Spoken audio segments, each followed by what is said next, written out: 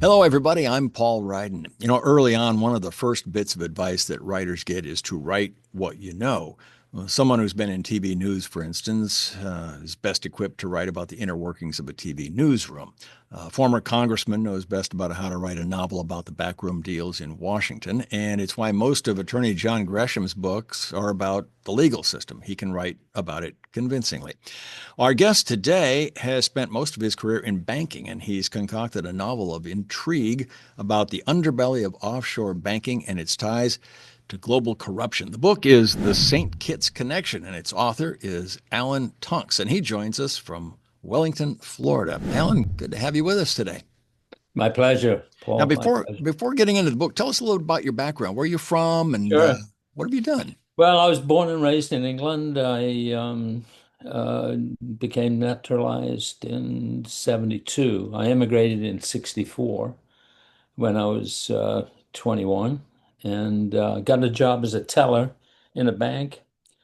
Worked my butt off and went to a night school, college and night school.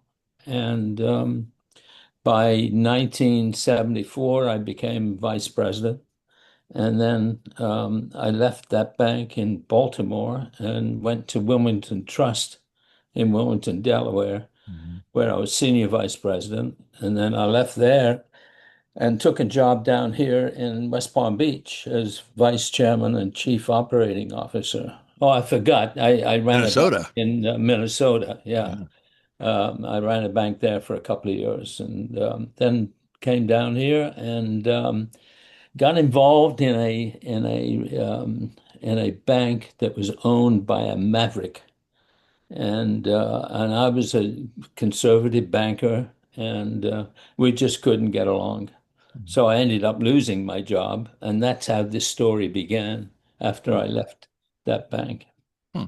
Well, so that's what inspired this story. Was there something nefarious you saw that you, Yeah, and then you yeah, just yeah. expanded on the possibilities? Or? Absolutely. He couldn't handle the rules and regulations, and if there's one industry that you have to comply with, it's the banking industry, you know. I can And imagine. he just wouldn't have it. So yeah, I ended up getting canned actually, and that was fine. I don't think I would have had any problems getting another job, but I was kind of tired with banking. I'd achieved the top position, and it was about time for a change.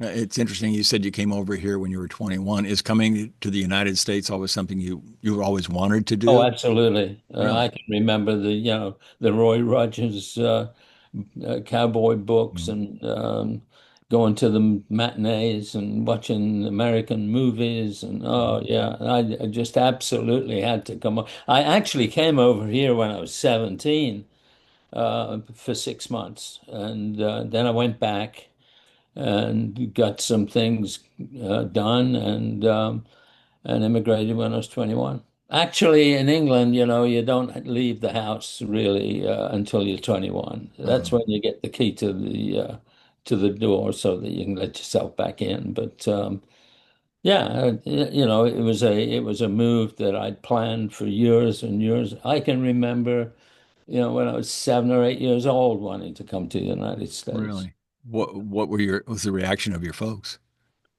Mixed. Hmm. My father was recovering from PTSD from the being in the war, Mhm. and my mother was a little incapacitated, and I just had to do it, and I had siblings there to take care of them, and yeah, I don't regret for a minute coming over here. Now we know what inspired the book, roughly, but what got you writing? I mean, a lot of people can be inspired to Yeah. do something and just think about I it or I talk to think their friends. yeah, I think it was more of a challenge that I had to do. I went through this debacle. The story is by and large a true story. Mhm. I did get involved in with some unsavory characters, but yeah, I mean, I wanted to do this ever since I got involved with it, and it's the same old story, right? You pick it up and you put it down, and you got other things that's going on in your life, and Right. unless you dedicate yourself 100% to this writing business, Mhm. forget about it. It can be the most frustrating thing, and it was. Yeah. But Yeah, it took me 12 years from the time I started my book to the time I finally finished it because things would happen. And I exactly. thought, I would put it aside a little bit, show it to some friends, but then things would happen. And I go, oh, Yeah, that would make an interesting part of the book. And I right. finally, after 12 years, how long did it take you to finally go from concept to completion? Well, I think it took the second time because I republished the book in Yeah. September of 24, and that took me about 12 months to do it. But originally, like I say, it took 10 or 11 years myself to get the first one published, and I was so disappointed with it after I'd done it, and that was. Again, I got involved with the wrong publisher and I got ripped off, and I think everybody goes through that that stage. That's So, why I self-published. I trust the publisher a great deal. Me. yeah, exactly. Yeah. Made a Yeah. big mistake. Well, the term offshore banking has sort of a nasty connotation with folks. How does it differ from banking in the U.S.? And is it always corrupt? I don't imagine it is.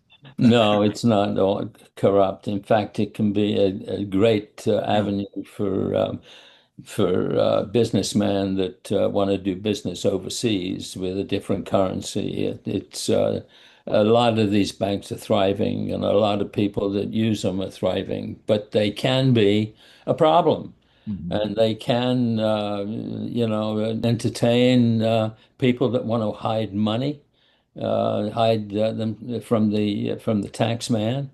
And of course, these days with the drugs being trafficked, it's an avenue for drug traffickers to put their money, hide their money.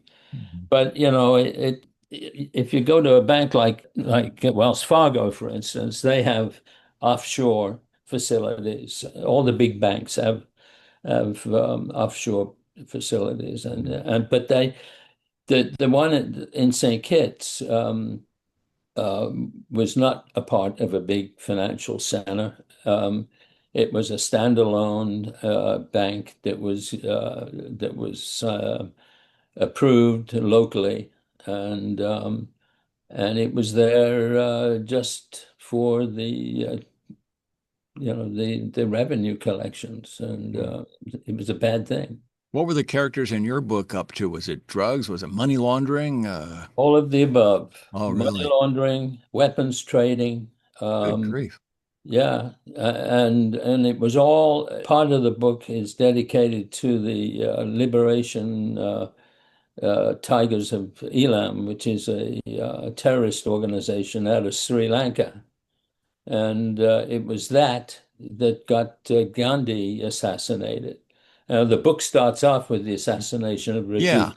I noticed that. In reading the first part of the book, I noticed that it starts off with the assassination of Gandhi and then somehow works its way back in. Yeah, well, and then the book starts recapping everything that took place in order to end up with the assassination. Have you had any response from the people who you used to work with in the banking industry who recognize some of the things you're writing about? Yeah, I've had a couple of calls. People, some surprised, others not. My wife and I visited St. Kitts a couple of years ago, and I looked up the cab driver that's featured in the book, and uh, people try to convince me not to do that. That But sounds like something I would do. yeah, but I did. I looked him up. He was a great guy, and I owe him a lot. Signed a copy of the book for him, and just a wonderful man. And I treasure everything that he did for me. What's his role in the book? He was the cab driver that like most cab drivers can get the inner information. Right, sure. They provided me with a lot of you need to know this, you need to know that type of stuff. Yeah. Hmm. What prompted you to bring your banking career to an end? I usually tell people that Yeah. when I left my first job in TV, I usually tell people I couldn't work for that man after what he told me. And they said, Well, What did he tell you?" He said, "You're yeah. fired." So I couldn't work for him anymore. That's it. That's easy to answer. I got to the point, a number of things. The main thing was jealousy. I started to get jealous of the customers that I was serving and Uh, how well they were doing. And here I was on a fixed income, not a bad income, believe me, yeah, sure. but it didn't settle too well with me. I was dealing with guys that were making a ton of money. Mhm. And I thought I'd go out on my own and see if I could do. And I was successful. I got involved in some cash flow leverage buyout transactions which were in vogue in the 90s. And I did good. I got involved with a airline. I bought an airline. Wait a minute. Wait a minute. You bought an airline? Yeah, it was a small airline. My wife and I, actually, my wife ran the company. It was a troubled company, and we bought it. And it was we had four airplanes, 19 seaters, and we had routes to Haiti, Port-au-Prince, Dominican Republic, and Out of what, Miami? out of Fort Lauderdale. Okay. Yeah, we did well. Well, And that's then that's they changed the laws on me for small. I don't know whether you remember in the 90s when there were a lot of crashes with the small airlines, and the feds put restrictions on us, and Mhm. it became too expensive to do, so we sold it. Well, that sounds to me like there's another novel in the making. Yeah. I mean, it sounds like everything you do has, Yeah. potential for now. Like right now, you're involved in real estate down in Florida. Surely there's an industry that's got a novel written all over it, right? Oh, really? Yeah. Yeah, Yeah. maybe you should be the one to write it. Yeah, I should have 20 years of my life back so that I can do it all. I'm 82 years old, a little long in the tooth to start thinking about all No, that stuff. you're But never too old. In fact, I just interviewed a woman today who published her first of two books at 82. oh, So, really? yeah, yeah. Well, that's So, my age. yeah, Yeah, and Colonel Sanders didn't start Kentucky Fried Chicken until he was 65, and there's all kinds of those stories. sure. Well, I mean, I'm still planning on writing. It's just that there's so much stuff Mhm. that you could write about. And Well, I it keeps you busy. What is your writing process like? What's a typical day for Alan Tonks? um. I would say out of the 8 hour day or 10 hour day, I would say five of it is research. Hmm. Three of it is correcting mistakes, and two of it is new stuff. Yeah, yeah. About that. Is that about right? That sounds good to me. I mean, when I write, I just write off the top of my head and but I do like the research part of it too. I Yeah. mean, I get really into the weeds about things like, for instance, I can remember the very first baseball game I ever went to in 1962, and if I ever wanted to write about it, there's a great website called Baseball Reference where you can look up the box score of every game that's ever been played, and I can find out all the minutia about it. And so I just kind of like Yeah, digging into that that's kind of great. Yeah, research. That's fun. yeah. Well, you've got the eye and the mind of a writer for sure, so I'm sure we'll be seeing more from you down the line. Even at 82, get going. You're going to have more writing, more books in you than you think, I'm sure. Thank you. This book is entitled The St. Kitts Connection, and of course, it's available on Amazon. Well, Alan, thanks so much for joining us today. Have Oh, a it's my pleasure, Paul. Nice great meeting you. you as well, and have a great rest of the day in Florida. And folks, thank you for spending a few minutes with us on the Global Book Network. I'm Paul Ryden. Have a great day, and we'll see you next time.